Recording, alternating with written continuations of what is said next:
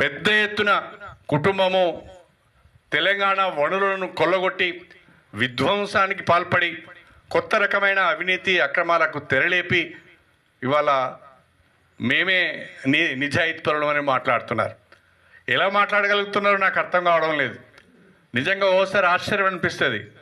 ఇవాళ కేసీఆర్ కుటుంబంలో, కల్వకుంట్ల కుటుంబంలో లిక్కర్ కేసులో ఇన్వాల్వ్ అయిందని చెప్పి, లిక్కర్ కేసులో కుంభకోణం జరిగిందని చెప్పి సాక్షాత్తు కేసీఆర్ బిడ్డ కవిత గారు ఢిల్లీలో తిహార్ జైల్లో ఎన్ని రోజులు ఉన్నదో మనందరికీ కూడా తెలుసు.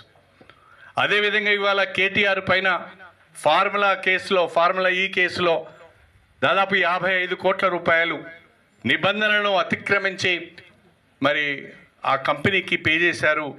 తద్వారా అనేక రకాలైన తప్పులకు పాల్పడ్డారని చెప్పి ఈరోజు ఆయన మీద కేసు అయింది. ఆయన కూడా రేపో మాపో జైలుకు పోయేటట్టున్నాడు.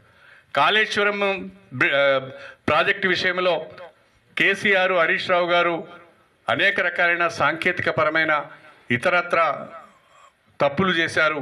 వాళ్ళను కూడా తప్పకుండా విచారించవలసిన అవసరం ఉంటుంది అని చెప్పి కమిషన్ ఘోష్ ఒకవైపు మాట్లాడుతున్నారు.